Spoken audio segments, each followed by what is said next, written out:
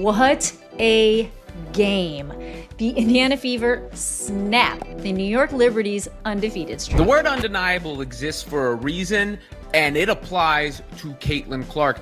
She is just absolutely undeniable, and her return to the Indiana Fever showed it once again. It felt like a jolt of energy to the WNBA, obviously to the Indiana Fever, who The WNBA just made a huge mistake. After Caitlin Clark came back from injury and scored 32 points to crush the defending champion Liberty, someone decided she needed a drug test, 11 times this season.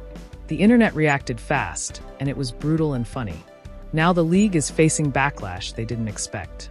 Are they trying to sabotage their biggest star, or are they just this careless by accident?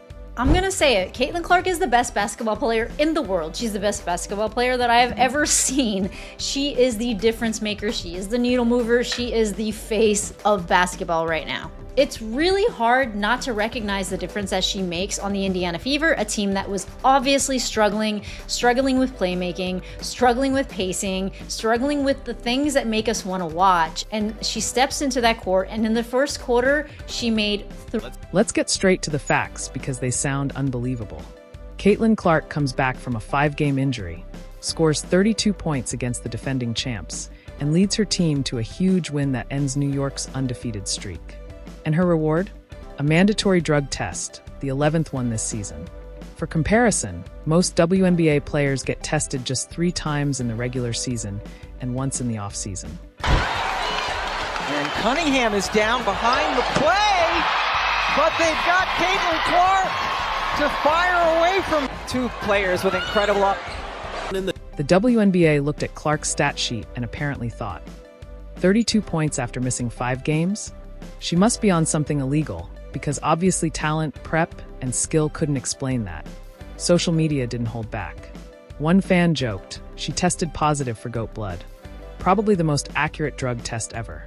Another said they should drug test Scott Foster too, which might actually be the most reasonable take on WNBA officiating this season. My favorite. Someone said they should do a DNA test to see if she's even human. And honestly, after 3 3-pointers in 38 seconds to start the game, it kind of feels true. That's not just impressive, it's video game level. The timing? Awkward for the league. Clark misses 5 games with a quad injury, comes back against the league's best team, and immediately reminds everyone why she's the face of professional basketball. Her return wasn't just good, it was historic. The Fever hit a franchise record 17 3-pointers. Clark looked like she never missed a beat, reminding the basketball world why everyone tunes in to watch her. And the league's response? Make sure she's not cheating. The optics are horrible. They make the Titanic look like a minor navigation error. You have your biggest star, the player who's boosted viewership and brought mainstream attention to women's basketball, and you treat her like a suspected criminal after her best game in weeks. WNBA drug testing is supposed to be random, but 11 tests for one player in a season doesn't look random. It looks like harassment. Most players get tested 3 or 4 times max. Clark. She's apparently getting the full VIP treatment, with extra post-game specimen collections after dominant performances.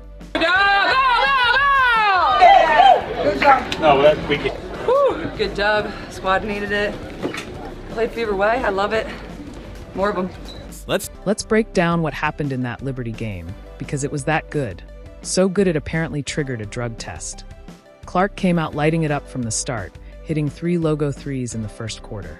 Breanna Stewart gave her 5 feet of space, and the ball still went in every time. That's not drugs, that's pure skill. But the brilliance wasn't just scoring. Clark ran the whole offense, created open shots for her teammates, and made the defending champions look ordinary on their home court. Watching the tape, it's clear this wasn't luck or a hot streak. It was superstar-level performance. This was a basketball masterclass from someone who spent 5 games on the bench studying how to beat the league's best team. And instead of celebrating, someone in the WNBA office decided it needed investigation. Because heaven forbid their biggest star just be legitimately great. There has to be some explanation beyond talent, work ethic, and basketball IQ, right? Fan reactions perfectly show how tone-deaf this decision looks. One comment said it best. The WNBA can't believe they finally have a good player. That's exactly how many people feel.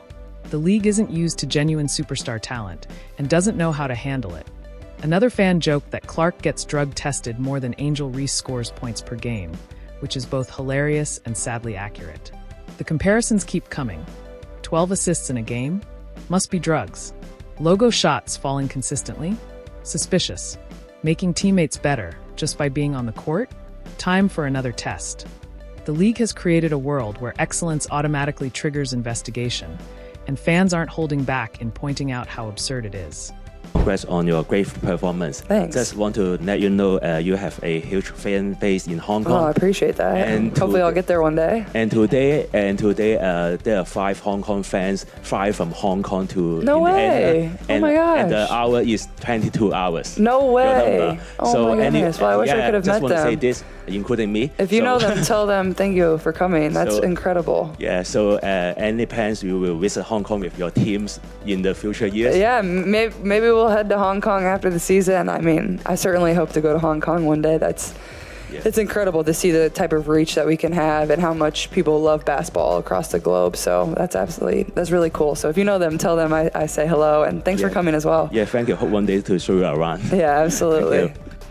Here's what makes this even more ridiculous. Clark's dominance isn't new. She's been playing at this level since college. The deep threes, no-look passes, and insane court vision are just who she is. Anyone who's followed her career knows this is normal when she's healthy. The fact that the league decided to drug test her after this game sends a clear message. Either they don't understand their own star, or they can't believe she's legitimately this good. Neither looks good for the WNBA. Her performance against the Liberty wasn't a fluke. It was her returning to her normal level after an injury. With Clark back, the Fever are a completely different team. The offense flows, teammates get better looks, and suddenly they're competitive with the defending champs. Social media exploded, with fans joking that the WNBA might be trying to sabotage their own star. When your biggest player puts on a performance that should be celebrated, and your response is mandatory drug testing, you've clearly misunderstood how to run a professional sports league.